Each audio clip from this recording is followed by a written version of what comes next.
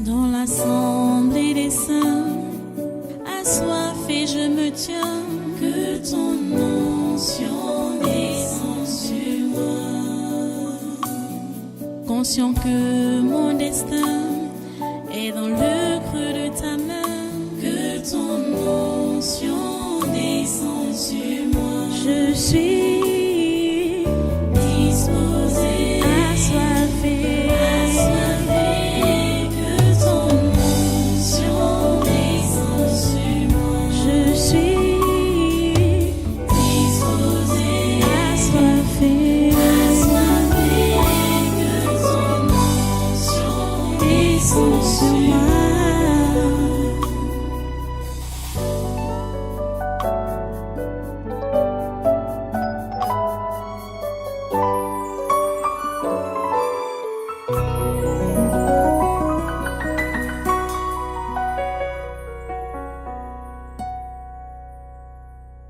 Oui, ouvrez dans, oui, j'ai dit 1 Timothée 6, à partir du verset 3.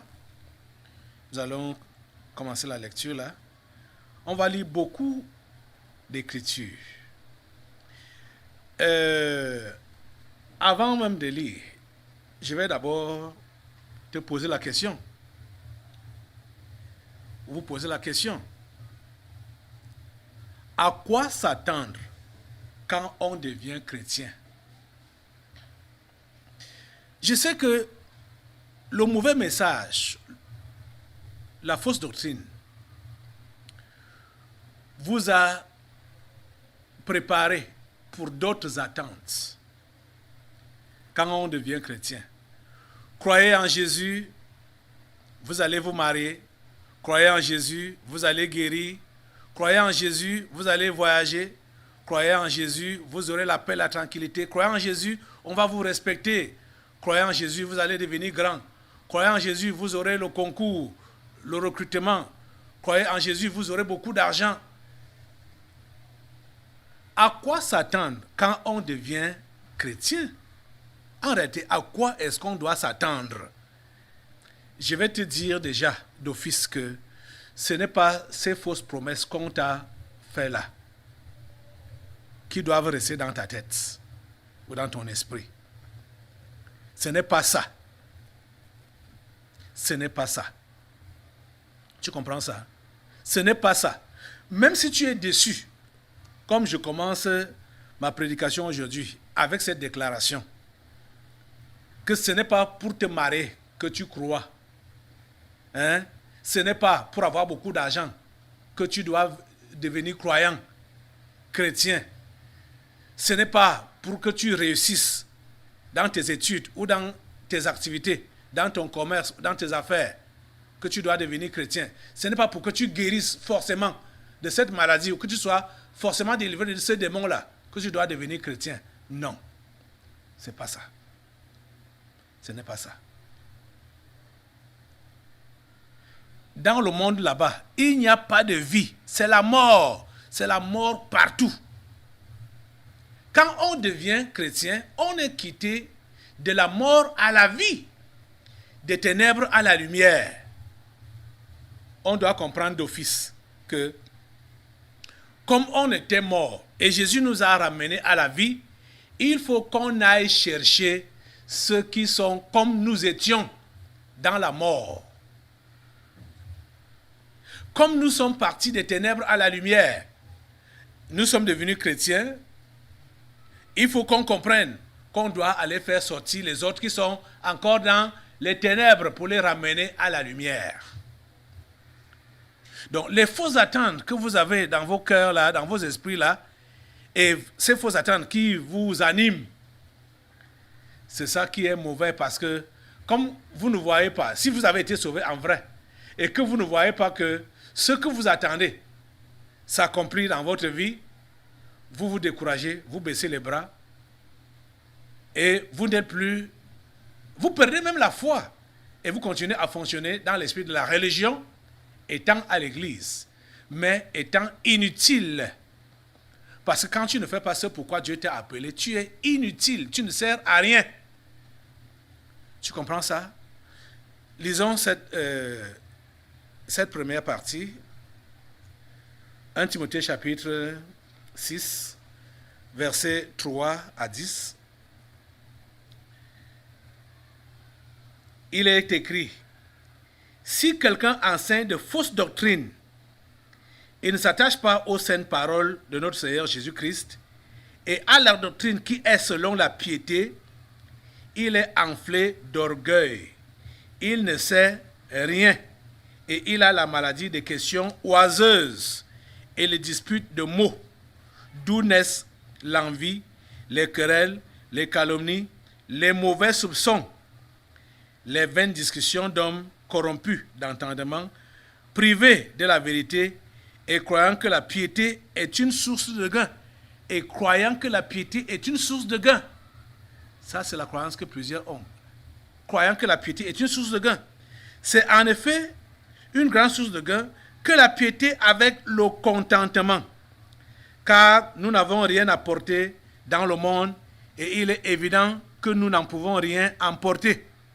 Si donc nous avons la nourriture et le vêtement, cela nous suffira.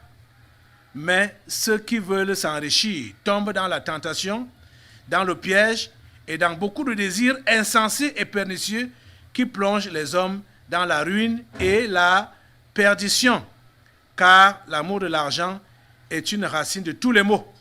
Et quelques-uns, en étant possédés, se sont égarés loin de la foi et se sont jetés eux-mêmes dans bien des tourments. Prions le Seigneur. Seigneur notre Dieu, nous te remercions pour ta parole de ce jour. Nous te prions, Père Saint, que tu puisses ouvrir les oreilles, l'entendement de tes enfants à comprendre ton conseil de ce jour et à le mettre en pratique. Ô Dieu, nous te supplions de le faire. Seigneur, accomplis ta volonté dans nos vies en ce jour. Seigneur, donne à tous tes enfants des oreilles de disciples. Donne à tous tes enfants des oreilles de disciples. Donne à tous tes enfants des oreilles de disciples. Ceux-là qui sont ici présents et tous ceux-là qui sont connectés à ce programme, partout dans le monde, Seigneur, donne-leur les oreilles de disciples. Ô Seigneur, donne-leur l'entendement, le vrai entendement de ta parole. Merci, ô Père Saint, parce que tu agis. Et tu accomplis ta volonté dans nos vies. En cet instant, au nom puissant de Jésus, nous avons prié. Amen. Amen. Prenez place. Soyez une fois de plus les bienvenus à ce programme. Vous qui êtes ici présents et tous ceux-là qui nous regardent dans le monde. Le conquête du surnaturel, c'est l'appellation donnée à ces rencontres de tous les jeudis, tous les dimanches et même les moments de séminaire. Nous sommes là donc pour écouter le conseil de Dieu. À quoi s'attendre quand on devient chrétien? J'étais déjà répondu, même comme je vais développer avec d'amples explications. Tu n'as pas cru pour guérir de ta maladie, forcément. Tu n'as pas cru pour devenir riche, forcément. Tu n'as pas cru pour te marier, forcément. Tu n'as pas cru pour voyager, et voyager même pour aller où? Tu n'as pas cru pour être recruté, avoir un emploi, avoir les diplômes. Tu n'as pas cru pour toutes ces raisons-là. Tu comprends ça? Ce n'est pas pour ça que tu as cru.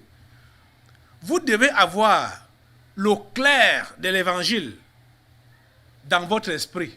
Vous devez avoir le clair de l'évangile dans votre esprit. Ce qu'on vous a, ou ce que vous avez entendu, ou ce qu'on vous a enseigné là-bas dehors, ce n'est pas ce que la parole de Dieu enseigne. Je vous invite, vous tous, chrétiens véritables ou chrétiens en devenir, de lire sérieusement la parole de Dieu, la Bible, de la Genèse à l'Apocalypse. Comme on parle de la chrétienté, commencez par lire les évangiles. Lisez le premier évangile, qui est l'évangile de Matthieu. Vous allez comprendre du chapitre 5 jusqu'au chapitre 7 comment Jésus donne le résumé, je peux appeler ça le résumé de la vie de foi. Le résumé de la vie de foi est donné dans ces 3 chapitres-là, chapitre 5, chapitre 6, chapitre 7 de l'évangile de Matthieu.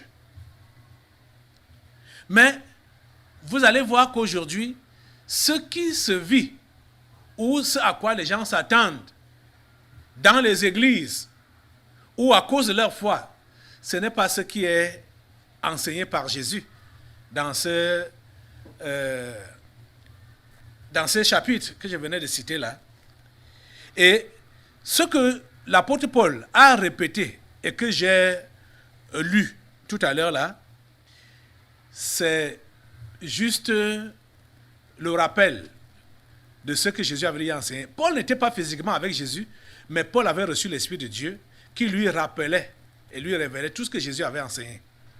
Et c'est ça que Paul dit ici, que beaucoup de gens, il dit, si quelqu'un enseigne des fausses doctrines et ne s'attache pas aux saintes paroles de notre Seigneur Jésus-Christ et à la doctrine qui est selon la piété, il est enflé d'orgueil. C'est ça qui se passe, enflé d'orgueil. L'orgueil, c'est ça qu'on enseigne aux gens.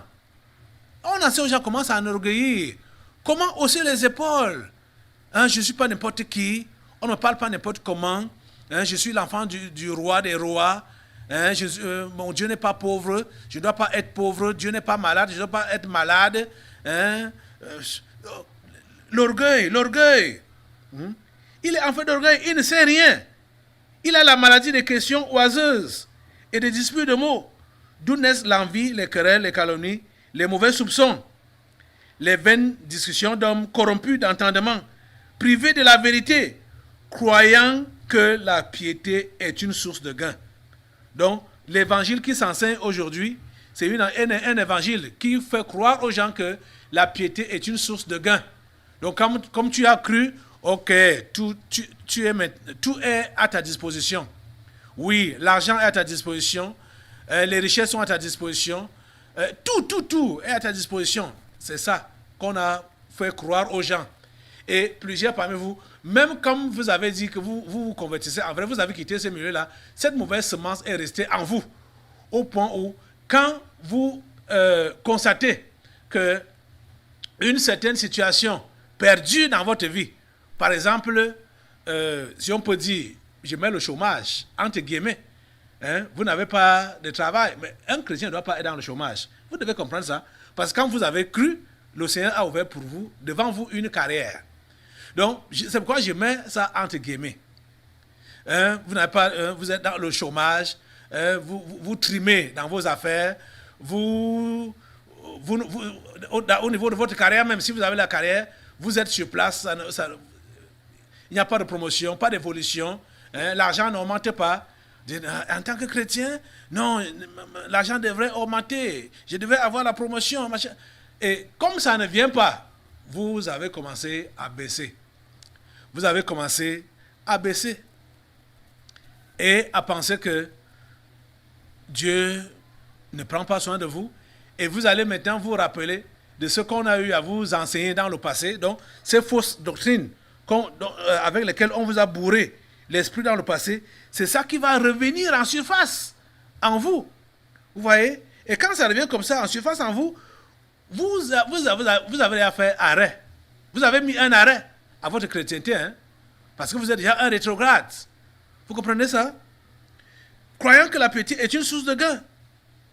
C'est en effet une grande source de gain que la piété avec le contentement. Voilà. Le contentement. La piété est une source de gain quand on se contente, on est content de notre état, de notre situation.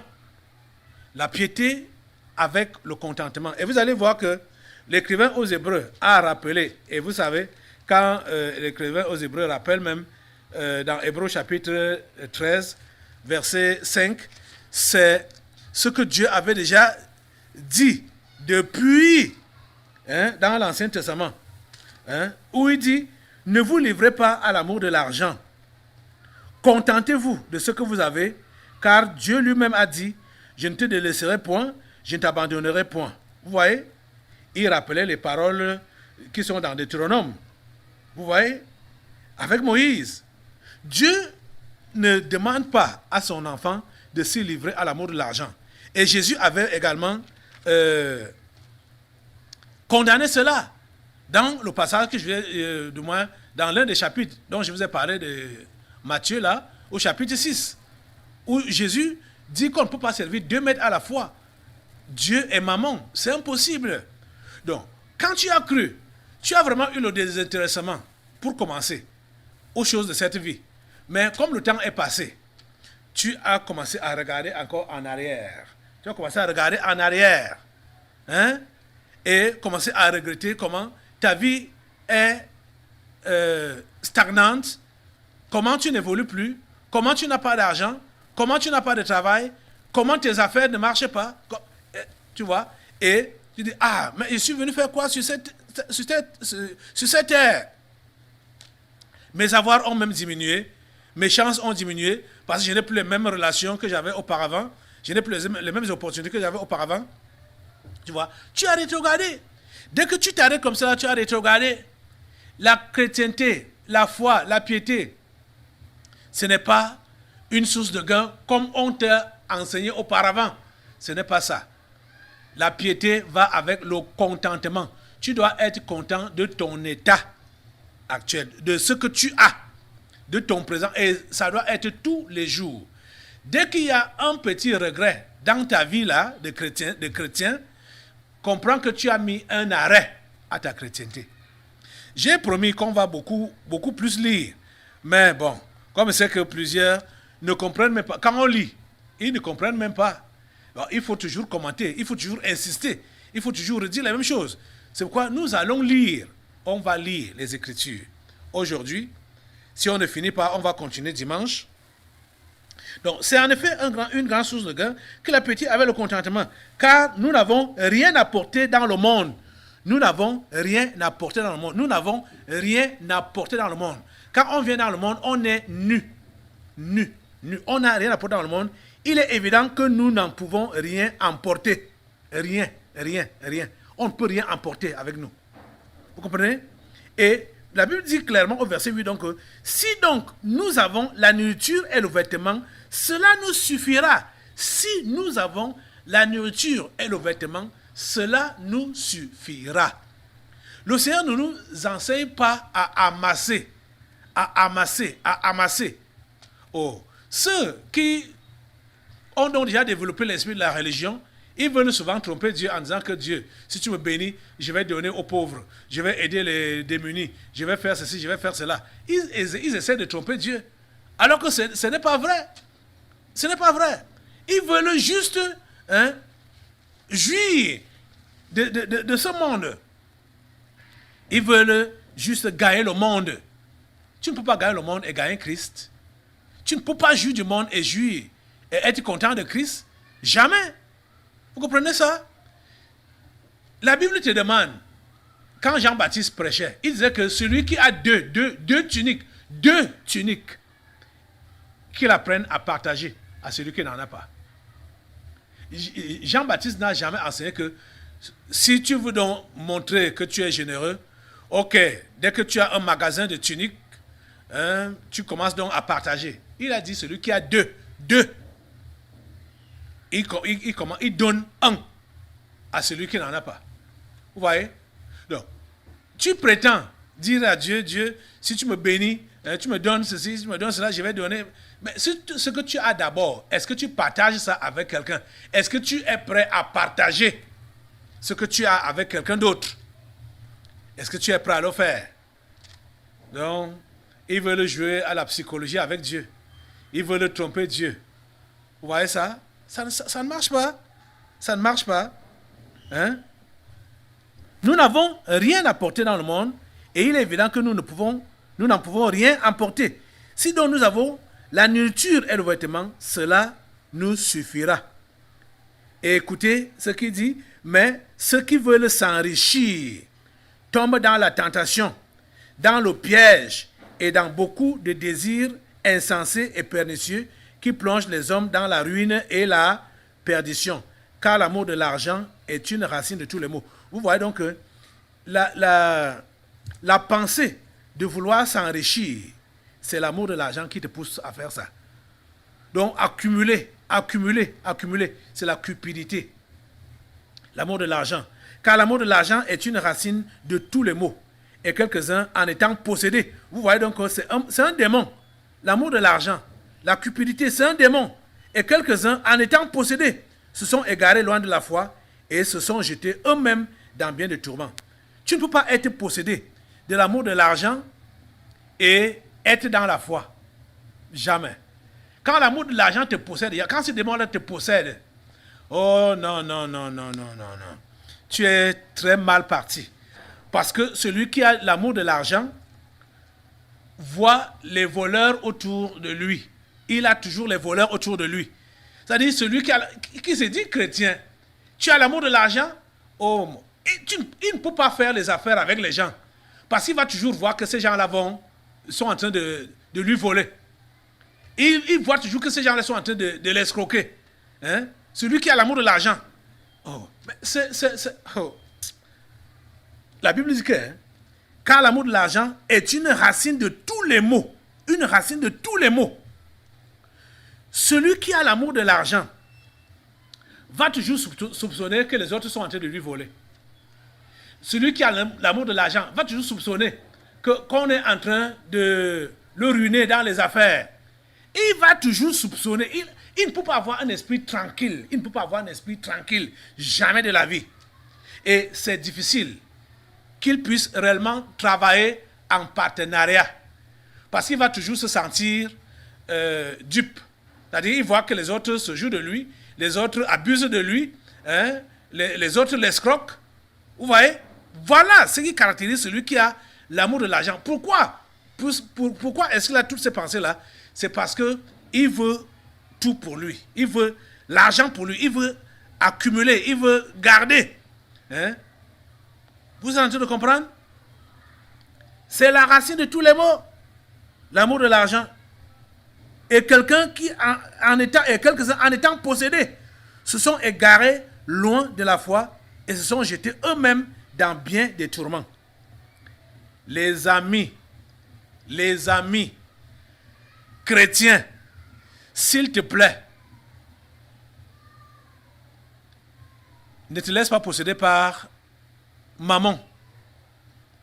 Et si tu es possédé par maman, avec tout ce que j'ai détaillé là, comment ça se manifeste? Tom, tu sais, non? Tu sais ta position vis-à-vis de l'argent. Tu sais ta position dans les affaires. Hein? Comment tu gères les affaires avec les autres? Toi-même, tu sais. Hein? Que tu veux toujours tirer la couverture de ton côté. Tu veux toujours que le profit te revienne. Tu veux du profit et beaucoup de profit pour toi et pour toi seul. Tu es toujours prêt à vouloir tricher l'autre. Et quand même l'autre ne t'a pas triché, tu crois qu'il t'a triché. Parce que tu soupçonnes toujours. Ça dit, celui qui a l'amour de l'argent a toujours les soupçons. Je vais vous dire une chose. Les gens qui ont l'esprit de fornication ou d'adultère, l'esprit de vol, ces gens-là ont des soupçons vis-à-vis des autres par rapport à ces péchés-là. Je vous dis la pure vérité. Je vous dis la pure vérité. Quand vous avez des soupçons de vol vis-à-vis des gens, comprenez que vous-même vous avez un esprit de vol. Je parle bien de soupçons. Hein? Vous avez des soupçons de fornication, d'impudicité hein, vis-à-vis des gens, comprenez que vous-même vous avez le démon là, d'impudicité en vous. Donc vous avez les soupçons d'escroquerie, les soupçons de détournement vis-à-vis des autres. Hein, les soupçons de méchanceté vis-à-vis des autres, comprenez que vous avez vous-même ces démons-là en vous. Parce que quand on dit qu'il y a soupçon là, soupçon, il y a un péché. Et tu soupçonnes par rapport à quoi? Hein? Le péché hein, que tu soupçonnes là, chez l'autre, c'est parce que c'est en toi et c'est en train de vouloir se projeter chez l'autre. C'est pourquoi tu dis que tel... tu soupçonnes qu'il pourrait être ceci, il pourrait être cela, il pourrait faire ceci, il pourrait faire cela. C'est parce que ça habite en toi. Et c'est ce qui habite en toi là qui veut aller chez l'autre là. Vous voyez? Par le moyen des soupçons. Parce que vous savez que quand ça va commencer par le soupçon, ça va également aller par la parole, par la proposition. Et vous savez que c'est la parole qui crée. La parole qui crée. Les enfants, qu'on ne fait que dire, tu es têtu, tu ne vaux rien, tu es ceci. C'est-à-dire, les paroles qu'on prononce sur ces enfants-là, les démons finissent par s'accrocher sur ces paroles pour entrer dans ces enfants ou dans ces gens-là. Ça peut même être de grandes personnes. Les démons sortent là et ils s'accrochent sur ces gens-là et commencent à agir, à posséder ces gens-là, d'après ce que les autres ont prononcé contre leur vie. Vous comprenez? Donc, vous ne devez pas avoir l'amour de l'argent. En tant que chrétien, vous ne devez pas avoir l'amour de l'argent. Hein? Vous ne devez pas avoir l'idée de vous enrichir. Vous vous enrichissez pour faire quoi avec de l'argent? Vous voulez faire quoi avec les biens? Vous voulez faire quoi avec ça? Vous allez prétendre que c'est parce que vous voulez aider les gens. C'est faux. C'est faux. Commence à aider les gens dans la situation, dans la condition que où tu te trouves maintenant là. Commence à aider les gens. Hein? Avec ce que tu as maintenant là, commence à aider les gens. Même si commence à porter ton secours. Hein? Commence à assister. Avoir déjà cette idée, cette pensée d'assister là. Même si tu n'as rien, c'est-à-dire la personne qui est dans le besoin, qui a besoin de l'aide, du soutien, commence à soutenir avec les moyens qui sont à ta disposition maintenant. C'est là que si donc l'argent suit ou les biens suivent, ça va aller naturellement. Tu vas continuer donc à soutenir naturellement. Mais si actuellement où tu te trouves, tu as de quoi manger, l'autre à côté de toi n'a rien à manger, tu ne peux pas prendre ce que tu as pour lui donner. Ça veut dire que tu ne pourras pas donner quand bien même tu auras beaucoup. La vraie piété. Lisez Ésaïe 58. La Bible enseigne que celui qui est réellement pieux là, qui est de Dieu là, il doit arriver à donner sa propre subsistance. Il doit donner sa propre subsistance. Donc, ce sur quoi il dépend, il donne ça, sa subsistance, ce qui lui reste à vivre avec, il donne à celui qui est dans le besoin. Vous comprenez ça? Je vais vous lire ça. Il a dit qu'aujourd'hui, là, on va lire les Écritures. Nous allons partir là. Ésaïe chapitre 58. Je préfère vraiment qu'on lise. Allez, vous amusez hein, avec Dieu. Beaucoup pensent qu'ils peuvent flatter Dieu. Hein. Ils racontent des histoires. Ésaïe 52. Pardon. Ésaïe 58. C'est le verset 10 qui dit: si tu donnes ta propre subsistance à celui qui a faim, si tu rassasies l'âme indigente, ta lumière se lèvera sur l'obscurité et tes ténèbres seront comme le midi. Ça, c'est le contraire de ce qu'on vous a enseigné. Que si tu veux devenir riche, il faut s'aimer. Et s'aimer, c'est quoi? C'est pour donner au pasteur. Mais la Bible dit ici que si tu donnes ta propre subsistance à celui qui a faim, si tu rassasies l'âme indigente, ta lumière se lèvera sur l'obscurité et tes ténèbres seront comme le midi. L'Éternel sera toujours ton guide. Il rassasiera ton âme dans les lieux arides et il redonnera de la vigueur à tes membres. Tu seras comme un jardin arrosé, comme une source dont les eaux ne tarissent pas. Pourquoi? Parce que tu as donné ta propre subsistance. La générosité, celui qui est réellement généreux et qui a l'esprit de générosité, cela ne se manifeste pas parce qu'il a beaucoup.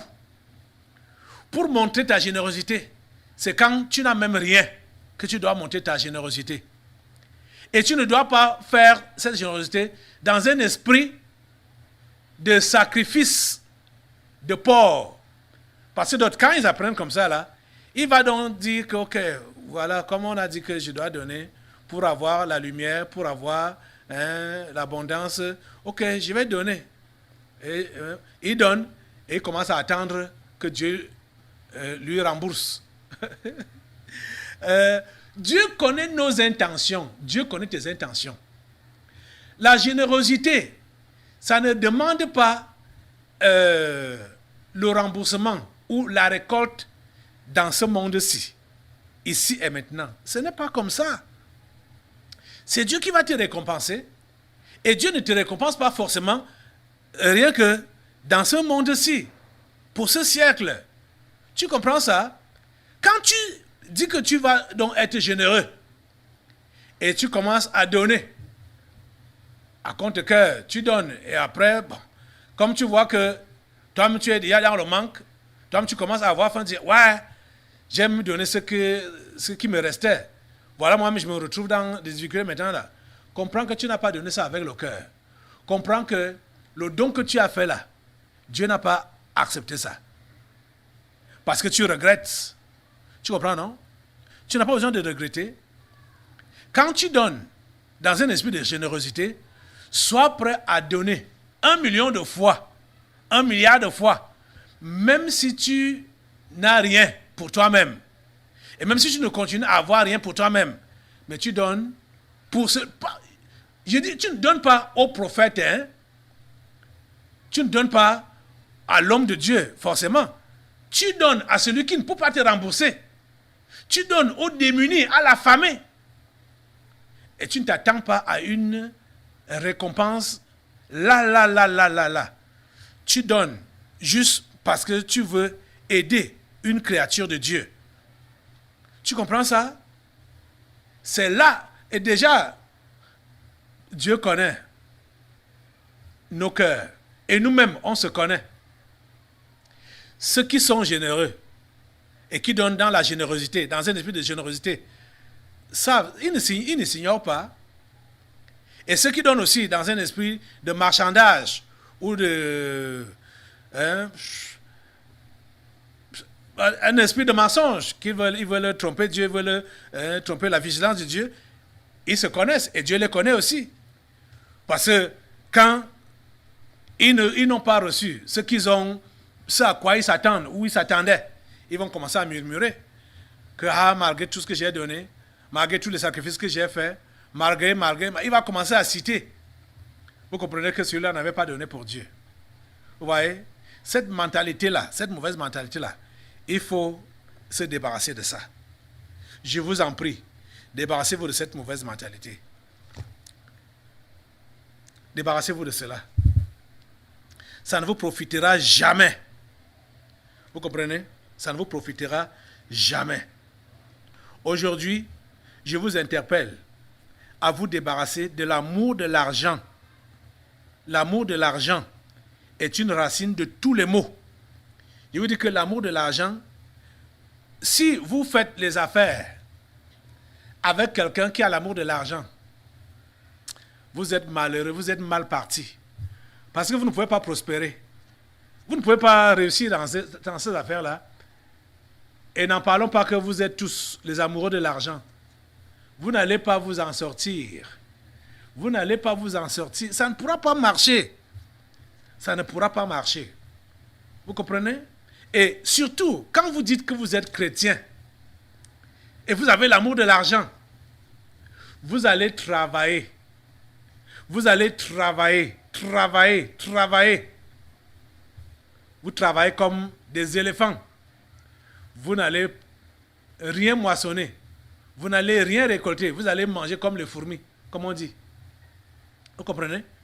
Parce que Dieu connaît vos motivations. Il sait ce qui vous motive. Il sait ce qui vous pousse. Il sait ce qui vous galvanise. Il sait que c'est l'amour de l'argent. Il sait que vous ne travaillez pas pour lui. Ce n'est pas pour l'avancement de son œuvre. Ce n'est pas pour l'avancement de son royaume. Ça n'a rien à y voir. C'est parce que vous voulez juste garantir votre avenir et sécuriser votre présent, garantir votre avenir. C'est pour cela que vous vous battez au travail, vous battez à chercher l'argent, vous battez à chercher les biens, vous battez à accumuler, vous battez à accumuler. Dieu va mettre son doigt sur ça. Dès que tu construis, ça monte là, Dieu met son doigt sur ça, ça tombe, vrap. Tu vas commencer à te plaindre. Ou vous allez commencer à vous accuser entre vous. Hein? Que oui, peut-être c'est parce que je suis avec tel partenaire, peut-être parce que je suis avec tel, c'est pourquoi mais ça ne marche pas. Ce n'est pas l'autre là, regarde en toi-même. L'activité que tu fais là, tu fais ça pourquoi? C'est pour quel but? C'est pour quel but? Est-ce que c'est vraiment pour la gloire de Dieu? Ou c'est pour l'accumulation de l'argent que tu veux faire ça? Tu fais ça pour quel but? Pour quelle intention? Dans l'assemblée des saints, assoiffé je me tiens, que ton onction descende sur moi. Conscient que mon destin est dans le creux de ta main, que ton onction descende sur moi. Je suis